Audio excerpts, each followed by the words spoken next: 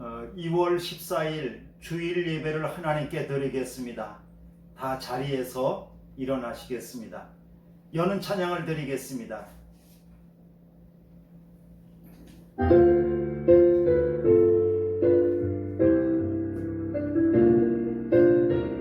나 주의 이름 높이리, 나 주의 이름 높이리. 하늘 높이 올린 깃발처럼 나 주의 이름 높이리. 전능하신 하나님 찬양, 언제나 동일하신 주, 전능하신 하나님 찬양, 영원히 다스리는.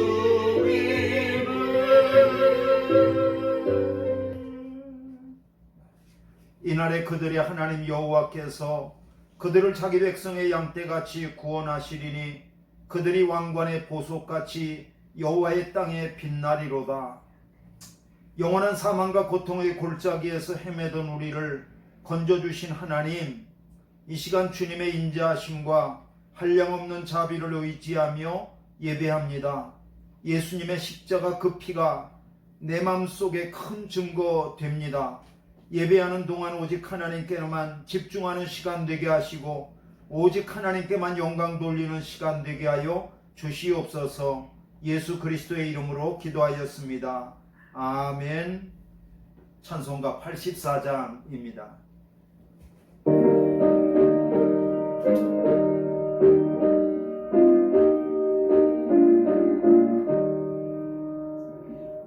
세상이 캄캄하여서 잠빛이 없었더니 나는 영광 나타나 온 세상 빛이 없네. 영광 영광의 주, 영광 영광의 주,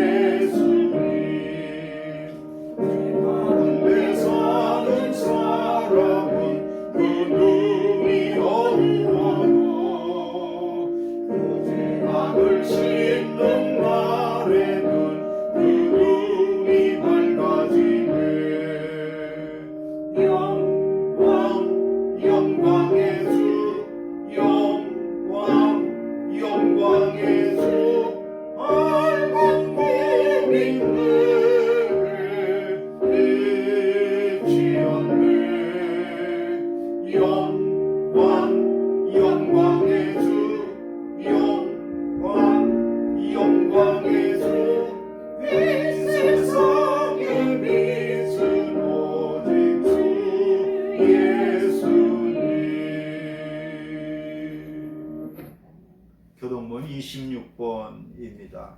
26번입니다.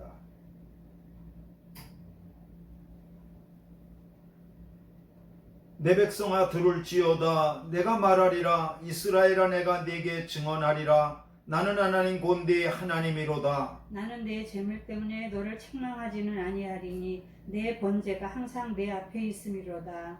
내가 네 집에서 숫소나 네 우리에서 순염소를 가져가지 아니하리니 이는 삼림의 짐승들과 무산의 산축이 가축이 다 내 것이며 산의 모든 새들도 내가 아는 것이며 들의 짐승도 내 것이미로다. 내가 가령 주려도 내게 이르지 아니할 것은 세계와 거기에 충만한 것이 내 것이미로다. 내가 숫소의 고기를 먹으며 염소의 피를 마시겠느냐? 감사로 하나님께 제사를 드리며 지존하신 이에게 내 소원을 갚으며 환난 날에 나를 부르라. 내가 너를 건지리니 내가 나를 영화롭게 하리로다. 아멘. 사도 신경으로 신앙을 고백하겠습니다.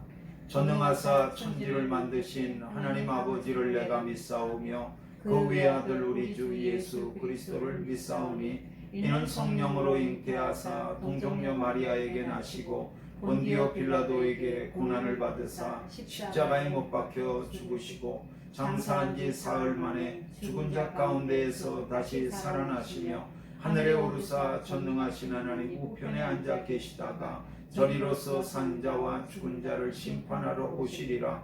성령을 믿사오며 거룩한 공예와 성도가 서로 교통하는 것과 죄를 사하여 주시는 것과 몸이 다시 사는 것과 영원히 사는 것을 믿사옵나이다. 아멘.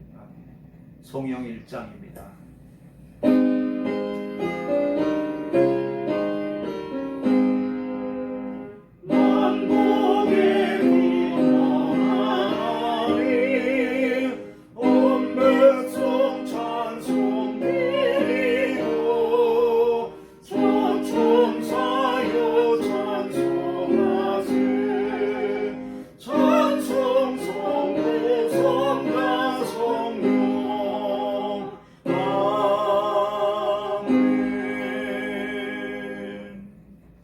자리에 앉겠습니다. 기도하겠습니다. 제가 기도하겠습니다. 허물어지고 파괴된 것들을 다시 세워주시는 주님, 우리도 파괴되고 무너뜨리는 저편에 서지 않게 하여 주시고 건설하는 일에 동참할 수 있도록 불러주시옵소서. 주님, 정말 저의 약하고 추한 것들을 그리스도 예수의 보혈 안에서 품어주시고 큰 사랑으로 용서해 주신 것처럼 저희들도 또 죽이는 자가 되지 않고 품고 살아갈 수 있는 자가 되게 하여 주시옵소서. 주님의 창조 질서를 보존하면서 생명을 돌보신 것처럼 우리도 창조의 질서를 파괴하는 세력들을 거부하고 대항하며 싸우게 하여 주시옵소서. 주님을 섬기는 성도들에게 복을 내려 주시옵소서. 가정과 일터마다 날마다 웃음꽃이 활짝 피어날 수 있게 하여 주시고 또 기도하는 모든 일들이 주님의 도우심으로 순조롭게 열리게 하여 주시옵소서. 우리 모든 성도들 코로나 가운데 있지만 영육간에 지켜주시고 강건하게 하시며 땀 흘린 곳마다 값진 열매들을 풍성히 맺을 수 있는 복도 허락하여 주시옵소서. 일터와 생업의 성도들의 모든 터전들도 활기차게 하여 주시고 또 우리의 주님에 대한 믿음도 날마다 더 커져갈 수 있도록 인도하여 주시옵소서. 이 시간에 온라인으로 오프라인으로 어디에서 예배하든지 하나님 아버지께서 우리의 예배를 받으시며 우리의 마음과 뜻과 정성을 다하여서 주님을 섬길 때 영광의 주님이 임재해 주시는 주님 만나는 예배에 성공하는 자리 되게 하여 주시옵소서. 영광과 존귀를 하나님께 돌려드리며 예수님의 이름으로 기도하였습니다. 아멘. 하늘에 계신 우리 아버지여, 이름이 거룩히 여김을 받으시오며 나라의 마옵시며 뜻이 하늘에서 이룬 것 같이 땅에서도 이루어지이다. 오늘날 우리에게 일용할 양식을 주옵시고 우리가 우리에게 죄 지은 자를 사하여 준 것 같이 우리 죄를 사하여 주옵시고 우리를 시험에 들게 하지 마옵시고 다만 악에서 구하옵소서. 대개 나라와 권세와 영광의 아버지께 영원히 싸움나이다. 아멘.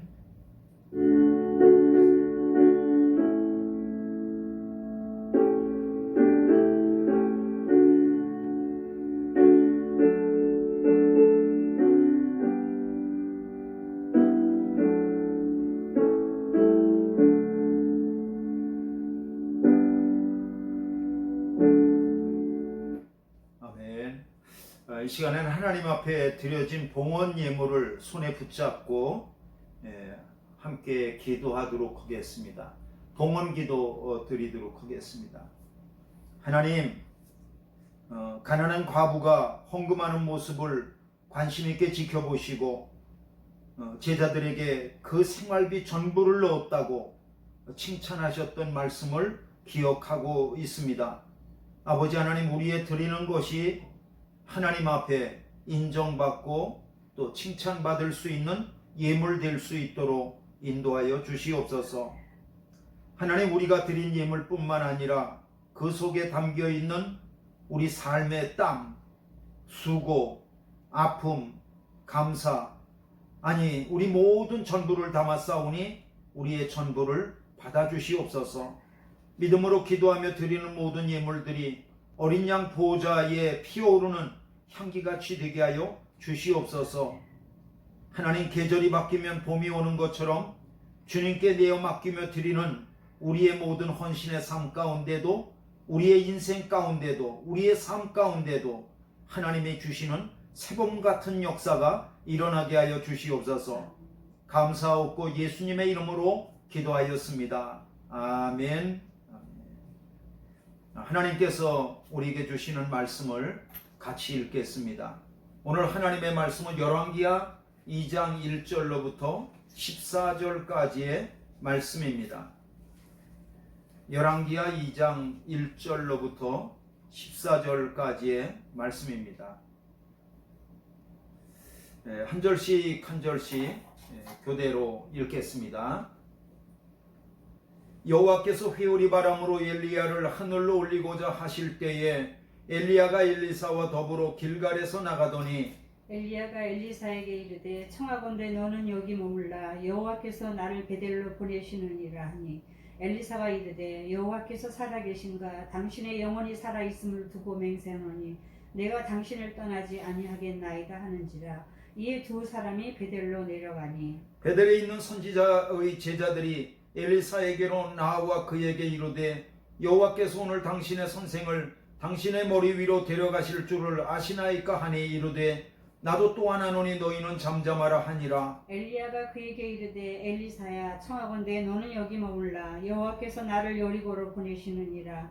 엘리사가 이르되 여호와께서 살아계신가 당신의 영혼이 살아있음을 두고 맹세하노니 내가 당신을 떠나지 아니하겠나이다 하니라. 그들이 여리고에 이르매 여리고에 있는 선지자의 제자들이 엘리사에게 나와 이르되 여호와께서 오늘 당신의 선생을 당신의 머리 위로 데려가실 줄을 아시나이까 하니 엘리사가 이르되 나도 아노니 너희는 잠잠하라. 엘리야가 또 엘리사에게 이르되 청하건대 너는 여기 머물라 여호와께서 나를 요단으로 보내시느니라 하니 그가 이르되 여호와께서 살아계신가 당신의 영혼이 살아있음을 두고 맹세하노니 내가 당신을 떠나지 아니하겠나이다 하는지라. 이에 두 사람이 가니라. 선지자의 제자 50명이 가서 멀리 서서 바라보매 그 두 사람이 요단가에 서 있더니 엘리야가 겉옷을 가지고 말아 물을 치매 물이 이리저리 갈라지고 두 사람이 마른 땅 위로 건너더라. 건너매 엘리야가 엘리사에게 이르되 나를 내게서 데려감을 당하기 전에 내가 내게 어떻게 할지를 구하라. 엘리사가 이르되 당신의 성령이 하시는 역사가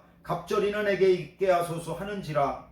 이르되 내가 어려운 일을 구하는도다. 그러나 나를 내게서 데려가시는 것을 내가 보면 그 일이 내게 이루어지려니와 그렇지 아니하면 이루어지지 아니하리라 하고 두 사람이 길을 가며 말하더니 불수레와 불말들이 두 사람을 갈라놓고 엘리야가 회오리 바람으로 하늘로 올라가더라. 엘리사가 보고 소리 지르되 내 아버지여 내 아버지여 이스라엘의 병거와 그 마병이 하더니 다시 보이지 아니하는지라. 이에 엘리사가 자기 옷을 잡아 둘로 찢고 엘리야의 몸에서 떨어진 겉옷을 주워 가지고 돌아와 요단 언덕에 서서 다 같이요 엘리야의 몸에서 떨어진 그의 겉옷을 가지고 물을 치며 이르되 엘리야의 하나님 여호와는 어디 계시니까 하고 그도 물을 치매 물이 이리저리 갈라지고 엘리사가 건너니라. 아멘. 아멘.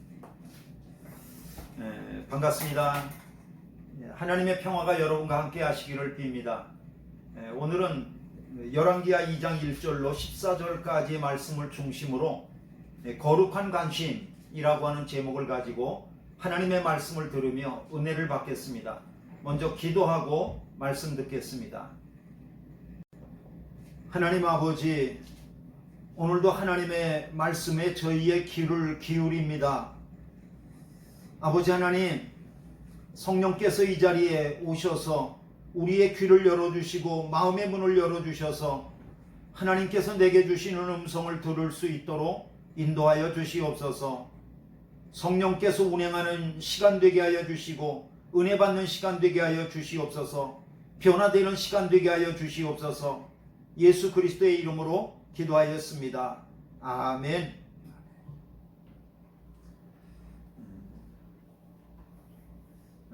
아주 오래전에 제가 이런 내용의 글을 읽었습니다. 한 소년이 길을 가다가 우연히 땅바닥에서 동전 하나를 줍게 됐습니다. 소년은 이 동전을 주스면서 가슴이 떨리고 또 한편으로는 자랑스러운 느낌까지 들었습니다. 그런데 그날 이후로 이 소년에게 새로운 습관이 하나 생기게 됐습니다. 그것은 뭐냐면 그가 집 밖을 나가면 어디를 가든지 땅을 바라보는 습관을 갖게 된 거예요. 뭐가 떨어진 것이 없나. 덕분에 그가 평생 동안 주운 것을 이렇게 헤아려 보니까 1페니 동전이 262개, 5센트 동전이 48개, 10센트 동전이 19개, 25센트 동전이 16개, 50센트 동전이 2개, 그리고 똘똘 뭉친 1달러짜리 지폐가 한 장이었습니다. 이 글쓴이는 이 이야기를 소개하면서 이 이야기를 이렇게 마무리하고 있습니다. 그는 대신 숨막히도록 아름다운 저녁 노을, 눈부시도록 영롱한 무지개, 푸른 하늘이 곱게 그려내는 흰 구름, 지나가는 행인들의 아름다운 미소로 삶을 빛낼 수 있는 수많은 소중한 기회를 잃어버렸습니다. 우리가 살아가면서 이 세상 가운데 무엇을 관심하면서 살아가느냐라고 하는 것은 매우 중요한 문제입니다. 왜냐하면 내가 무엇에 관심하며 살아가느냐라고 하는 것은 내가 내 삶에서 무엇을 중요하게 여기냐라고 하는 우선순위이기도 하고요. 그것이 내 삶의 가치관이기도 하고요.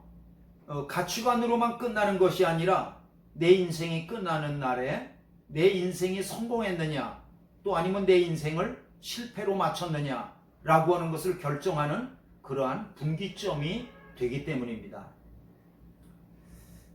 우리 그리스도인들은 무엇을 관심하면서 살아가야 믿음의 삶에서 성공할 수 있을 것인가? 아니, 성경은 우리에게 무엇에 관심하라고 그렇게 말씀하고 있는가? 저는 오늘 사무엘하 2장 1절로 14절 말씀을 중심으로 하나님이 우리에게 원하시는 관심은 무엇인지, 하나님의 큰 위대한 사람들은 무엇에 관심하면서 살았는지, 이런 이야기들을 나누는 가운데 함께 은혜를 받으려고 합니다. 오늘 우리가 읽은 본문은 엘리사 선지자가 스승 엘리야로부터 후계자로 세움을 받는 이야기를 우리에게 전하고 있습니다. 구약 성경의 죽음을 보지 않고 하늘로 올리온 두 사람이 있습니다. 하나는 에녹이고요. 또 한 사람은 오늘 본문에 나오는 엘리야입니다. 에녹은 하나님과 동행하다가 하나님께서 에녹을 갖다가 데려가셨습니다. 그런데 하나님이 에녹을 어떻게 데려가셨는지 그 구체적인 상황은 잘 모릅니다. 왜 그러냐면 성경에 하나님이 에녹을 데려가실 때 그 상황을 자세하게 구체적으로 설명하고 있지 않기 때문입니다. 그러나 엘리야는 하나님이 엘리야를 데려가시는 그것을 구체적으로 써놨기 때문에 어떻게 데려가셨는지를 알 수 있어요. 불말과 불병거가 엘리야 주변에 이렇게 움직이면서 회오리 바람 가운데 하나님께서 엘리야를 하늘로 올리셨다. 이런 내용을 우리에게 보여주고 있습니다. 하나님의 엘리야를 하늘로 불러 올리실 때가 가까이 왔습니다. 엘리야도 그것을 알고 있었죠. 엘리야는 길갈에 있을 때 그의 후계자인 엘리사에게 이렇게 말했습니다. 2절입니다. 엘리야가 엘리사에게 이르되 청하건대 너는 여기 머물라. 여호와께서 나를 베델로 보내시느니라. 하나님이 엘리야를 어디로 보내신대요? 베델로 보내신다는 거예요. 엘리야가 베델로 가면서 엘리사 제자에게 말합니다. 따라오지 말아라. 너는 여기 머물러 있으라. 그러나 엘리사가 말합니다. 2절입니다. 엘리사가 이르되 여호와께서 살아계심과 당신의 영혼이 살아있음을 두고 맹세하노니 내가 당신을 떠나지 아니하겠나이다.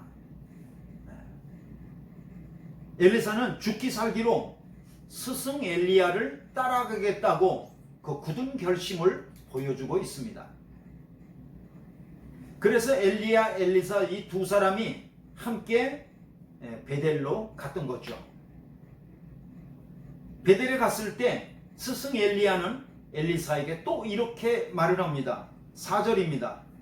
엘리야가 그에게 말하되 엘리사야 청하건대 너는 여기 머물라. 여호와께서 나를 여리고로 보내시느니라. 여러분 이번에는 어디로 보내신대요? 여리고로 보낸다는 거예요. 네? 그러면서 스승 엘리야는 그 제자 엘리사에게 너는 따라오지 말고 여기 여리고에 그냥 머물러 있으라. 그렇게 말을 하는 겁니다. 그 말을 듣고 스승 엘리야에게 엘리사는 이렇게 말을 합니다. 4절입니다. 엘리사가 이르되 여호와께서 살아계심과 당신의 영혼이 살아있음을 두고 맹세하노니 내가 당신을 떠나지 아니하겠나이다. 지금 엘리사가 하는 말이 무슨 말이에요? 선생님, 제가 죽으면 죽었지 선생님을 반드시 따라가겠습니다. 그런 얘기예요. 그래서 엘리야와 제자 엘리사는 함께 어디로 갔냐면 여리고로 갔던 거죠. 자, 엘리야와 엘리사가 지금 여리고에 있습니다. 그런데 또 엘리야가 이렇게 말을 합니다. 몇 절이에요? 6절입니다. 엘리야가 또 엘리사에게 이르되 청하건대 너는 여기 머물라. 여호와께서 나를 요단으로 보내시느니라. 이번에는 하나님이 여리고에서 요단으로 보내신다는 거예요. 그러니 엘리야야 너는 따라오지 말고 여기 머물러 있으라. 그렇게 또 말합니다.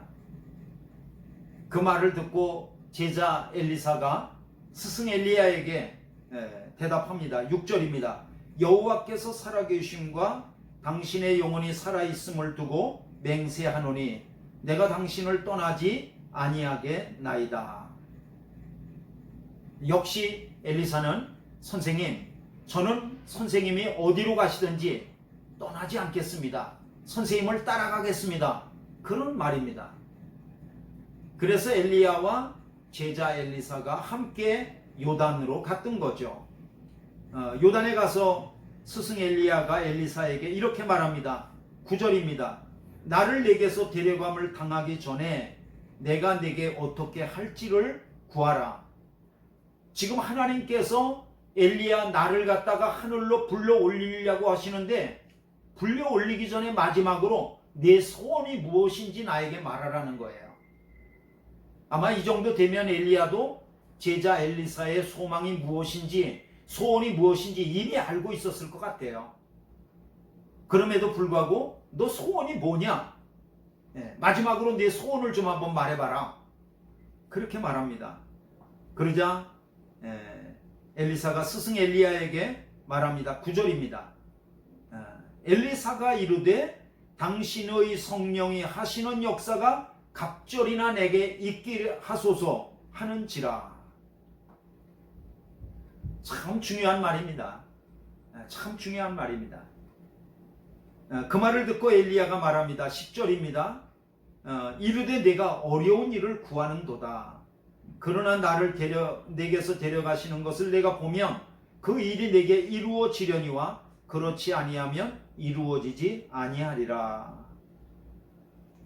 결국엔 엘리사와 엘리야가 함께 길을 가면서 말을 주고받을 때 그때 불말과 불수레가 이 두 사람 사이를 갈라놓습니다. 그리고 엘리야는 회오리 바람을 타고 하늘로 이렇게 올리우심을 받았던 거죠. 이것이 바로 오늘 본문이 우리에게 전하고 있는 말씀입니다. 오늘 본문을 읽으면서 이런 의문을 갖습니다. 그것이 뭐냐 하면 하나님은 왜 엘리야를 갖다가 길갈에서 베델로, 베델에서 여리고로, 여리고에서 요단으로 이렇게 옮겨가도록 하셨냐는 말이죠. 그것은 성경학자들의 말을 인용하면 길갈과 베델과 여리고와 요단에는 그 선지자 학교가 있었다는 거예요. 오늘도 보면 여기 선지자 그 생도들이 말하여 이르되 50명의 생도들이 뭐 이런 말들이 있잖아요. 그러니까 그곳에는 선지자 학교가 있었다는 거예요. 그 선지자 학교에 학생들에게 엘리야가 마지막으로 하늘로 올리우시기 전에 작별 인사를 하기 위해서 그것을 이렇게 차례로 방문하면서 인사하려고 갔다는 거죠. 중요한 것은 엘리사라고 하는 제자의 동행입니다. 엘리사는 스승 엘리야를 떠나지 않고 그가 어디를 가든지 그를 갖다가 붙잡고 떠나지 않고 따라다녔습니다. 스승 엘리야는 그것이 진심이었었는지 아니면 아니었었는지는 잘 모르겠지만 그가 갈 때마다 너는 따라오지 말고 여기 머물라 그렇게 말합니다. 그럼에도 불구하고 엘리사는 선생님의 말을 무시하고 그렇고 엘리야 스승이 어디를 가든지 그를 갖다가 따라다녔습니다. 그가 따라다녔던 이유는 단 한 가지였습니다. 그것은 스승 엘리야와 같이 하나님께로부터 성령의 능력을 받았으면 하는 그 소원 때문이었죠. 스승 엘리야가 엘리사에게 내가 네게 어떻게 할지를 구하라고 말할 때 엘리사는 머뭇거리지 않고 아주 분명하게 그 즉시 대답했어요. 그게 뭐냐면 9절이죠. 당신의 성령이 하시는 역사가 갑절이나 내게 있게 하소서. 그렇게 말했던 거예요. 네. 뭐 소원을 말하라 그러면은 머뭇거리는 게 아니에요. 얼마나 여기까지 가득 차 있는 소원이었었는지 바로 말하는 거예요. 우리가 이 갑절이나 있게 하소서라고 하는 말을 보면서 얼핏 보면 엘리사가 자기의 스승보다도 2배나 더 영적인 능력이 많은 그러한 훌륭한 사람이 되게 해달라고 그렇게 구하는 것처럼 교만한 것처럼 보일지도 모르겠습니다. 그러나 원문의 뜻은 그런 뜻은 아닙니다. 그 엘리야가 가지고 있는 성령의 능력을 이렇게 물려주실 때 그 몫의 2배를 달라는 거예요. 물려주는 몫에 다른 어떤 누구들보다도 자기에게 2몫을 달라는 거죠. 여러분 이 2몫이라고 하는 것은 장자에게 물려줄 때 쓰는 말이에요. 그러니까 스승 엘리야가 마지막으로 하늘로 올리우심을 받으면서 그 영적인 능력을 갖다가 물려주시는데 제가 장자 같은 후계자가 되고 싶습니다.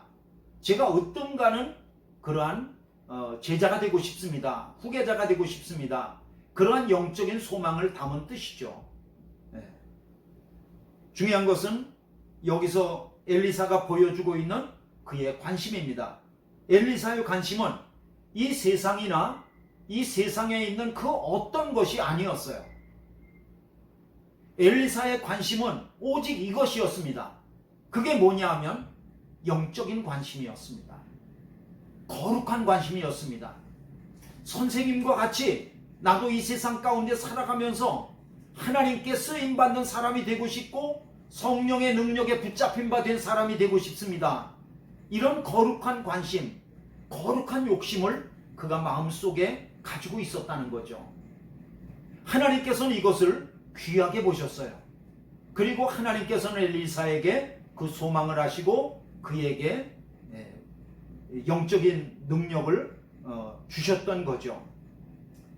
엘리사가 스승 엘리야를 놓치지 않고 길갈에서 베델로, 베델에서 여리고로, 여리고에서 요단으로 그렇게 따라다녔던 이유도 엘리야가 성령의 능력으로 일했던 것 같이 자기도 성령의 능력으로 일하고 싶었다는 거죠. 결국 엘리사는 스승 엘리야가 하늘로 올라가면서 그 몸에서 떨어진 겉옷을 주워 가졌습니다. 그리고 그 엘리사는 스승의 겉옷을 가지고 요단 강물을 갖다가 치며 걸으면서 능력을 갖다가 나타내면서 엘리야가 가지고 있던 능력이 자기에게도 동일하게 하나님께로부터 주어졌다는 것을 그것을 갖다가 경험할 수 있었던 거죠.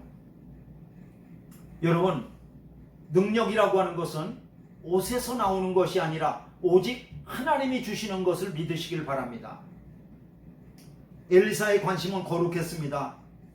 엘리사는 선지자로서 선지자답지 않은 그 엉뚱한 어떤 것을 구하지 않았어요. 엘리사는 그가 선지자의 직분을 평생도록 감당하기에 합당한 직분을 그러한 것을 관심을 구했습니다. 그리고 그 거룩한 관심은 바로 영적인 능력, 선지자로서 잘 일할 수 있는 그러한 영적인 능력을 구했던 거죠. 우리는 살아가면서 누구나 이런저런 관심 분야가 있습니다. 어떤 사람은 그 음악에 대해서 관심이 많습니다. 어떤 사람은 연예인에 대해서 관심이 많은 것을 볼 수 있습니다. 또 어떤 사람은 정치에 대해서 아주 관심이 많은 것을 볼 수 있습니다. 관심의 종류를 말하라고 한다면 사람 숫자가 많은 것처럼 그렇게 관심을 많게 표현할 수 있을 것입니다. 어떤 관심은 내가 너무 좋아서 결국엔 직업까지도 바꾸는 그런 관심도 있습니다. 그러나 궁극적으로 내가 가진 관심의 종류는 크게 두 가지입니다.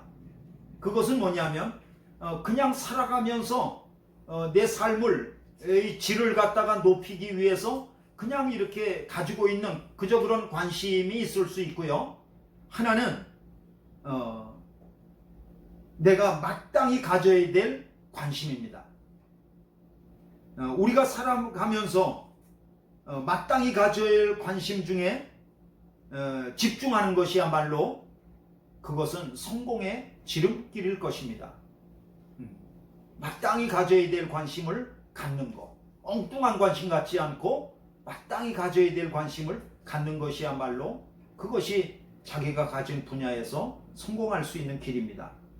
여러분, 솔로몬 보십시오. 솔로몬은 왕이 되어서 왕의 직분에 합당한 그러한 관심을 보였어요. 하나님, 어떻게 하면 내가 왕으로서 이 나라를, 하나님이 저에게 맡겨주신 나라를 잘 다스릴 수 있겠습니까? 이거는 왕으로서 그 직분에 합당한 마땅한 관심이었죠. 하나님은 솔로몬 왕이 그 마땅한 관심 갖는 것을 귀하게 보시고 그에게 일천번제를 통해서 그에게 지혜를 주셨던 것입니다. 여러분, 엘리사 보십시오. 엘리사는 어떤 다른 엉뚱한 것에 관심 가진 게 아니에요. 자기가 앞으로 엘리야를 이어서 엘리사가 후계자가 될 텐데 선지자로 살아가면서 어떻게 하면 영감 있는 선지자가 될 수 있을 것인가, 어떻게 하면 성령의 능력 가운데에서 이 선지자의 직분을 감당할 수 있을 것인가, 이 마땅한 직분을, 마땅한 관심을 그가 가지고 있었던 거죠.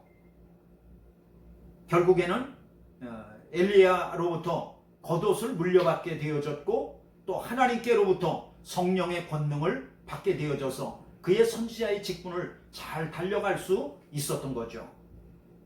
그러므로 내 직분에 합당한 관심, 그리고 그 마땅히 가져야 될 관심에 우리가 집중하면서 살아간다고 하는 것은 하나님께서도 기뻐하신다는 것을 우리에게 보여주고 있습니다. 특히 저는 그리스도인인 저와 여러분들에게 마땅히 가져야 될 관심 중에서 예수 그리스도를 아는 것에 관심할 수 있기를 바랍니다. 저는 우리 그리스도인이 예수님께 관심하는 것을 마땅한 관심이라고 부르기도 하고, 또 이것을 거룩한 관심이라고도 말할 수 있고, 또 이것을 근본적인 관심이라고 말하고 싶습니다. 여러분, 믿음은 다른 것이 아닙니다.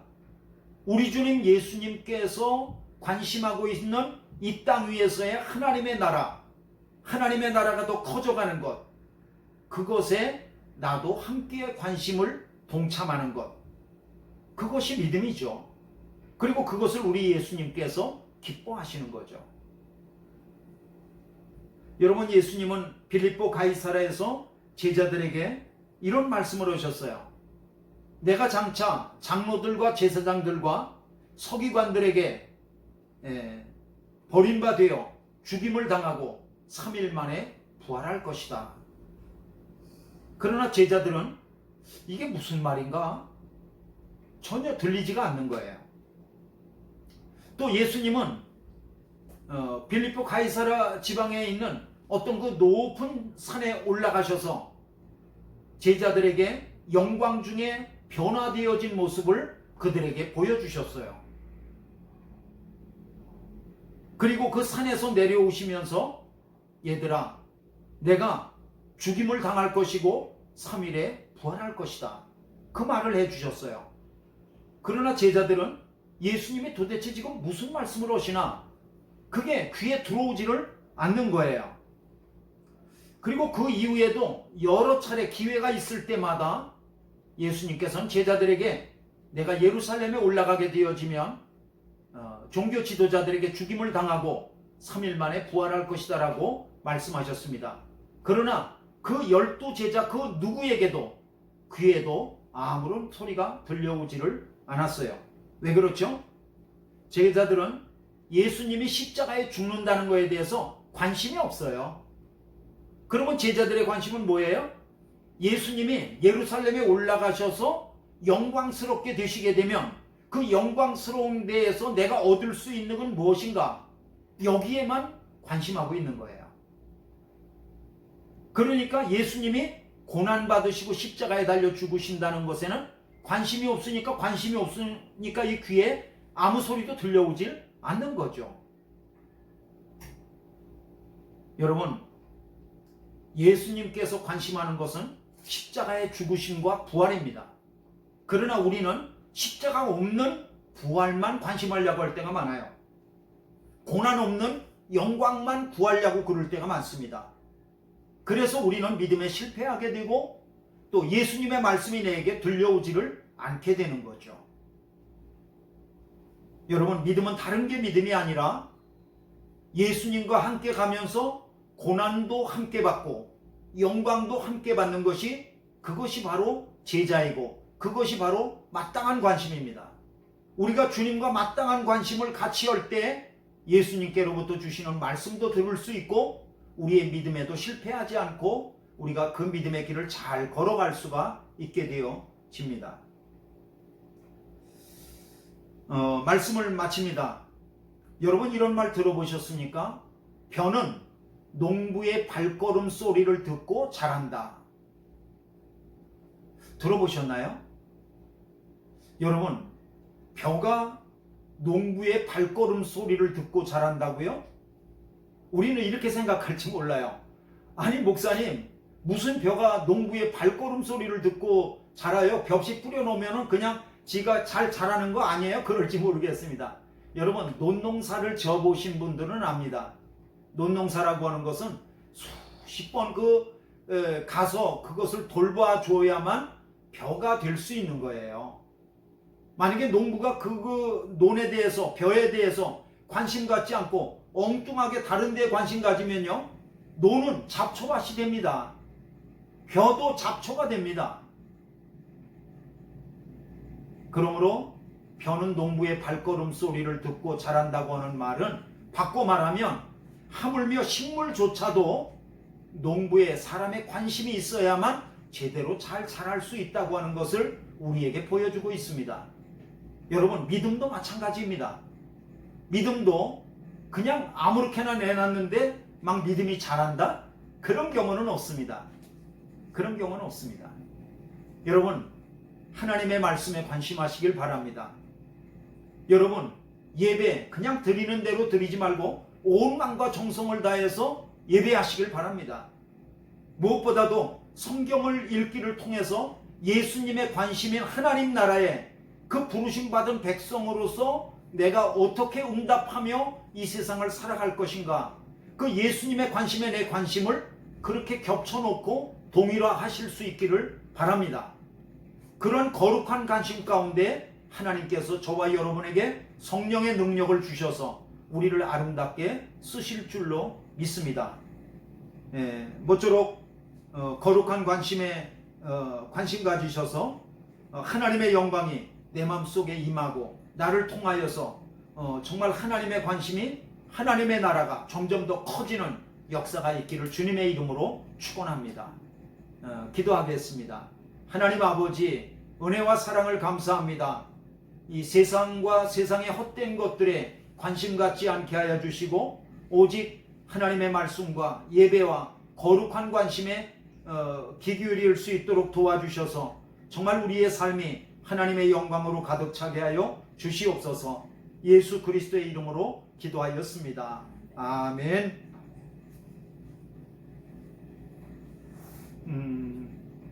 교회 소식을 두 가지를 전하겠습니다.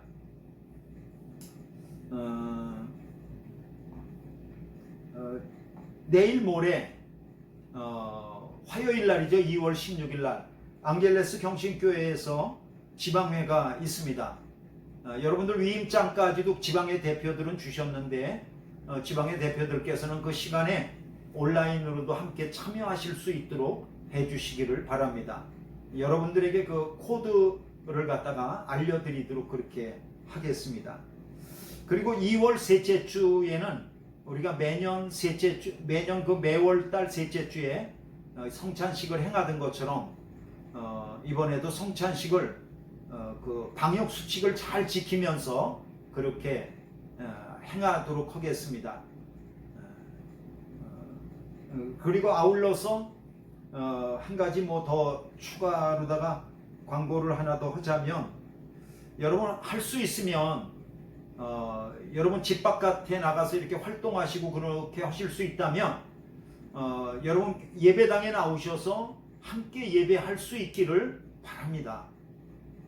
그러나 만약에 여러분들이 열이 있으시거나 또 여러분에게 또 기침을 한다거나 아니면은 가장 결정적인 거요, 여러분에게서 냄새를 못 맡고 입맛이 없다거나 맛을 못 느낀다거나 그러면은 그것은 집에서 머물러 있으시기를 바랍니다.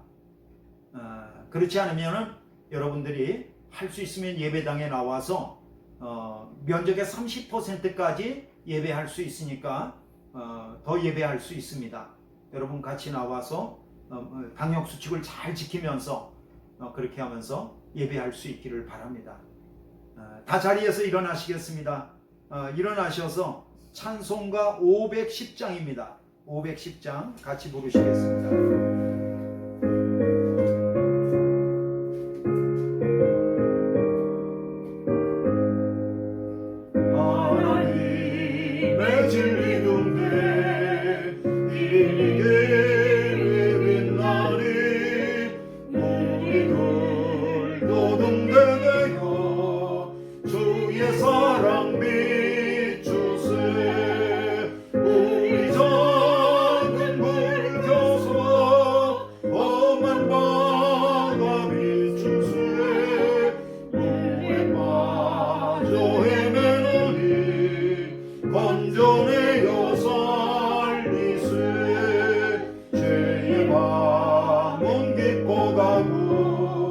성난 물결 설렌다.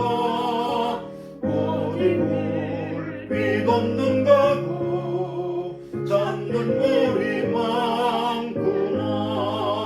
우리 작은 불을 켜서 험한 바다 비추세.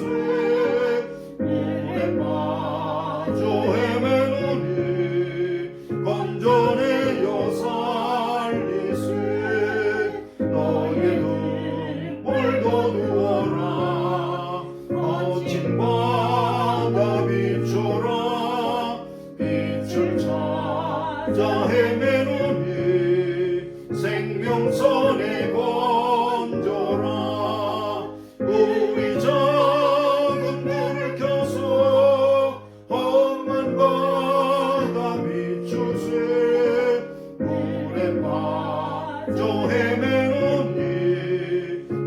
생존해요 살리세. 축도하심으로 예배를 마치도록 하겠습니다. 인생의 참길이 되어 주신 우리 주님 예수 그리스도의 은혜와 두려움 속에 있는 이들을 하늘의 꿈으로 위로하시며 친히 방패와 상급이 되어 주시는 하나님의 크신 사랑하심과 성령님의 교통하시는 은총이 비록 이 땅에 살고 있어 믿음으로 사는 것이 그리 만만하지 않지만 하늘에 속한 사람으로 인정하며 또 하나님의 사람으로 살아가기를 결단하고 결심하는 모든 성도들의 심령 가운데 사업과 가정 위에 영원토록 함께 하시기를 간절히 축원하옵나이다. 아멘.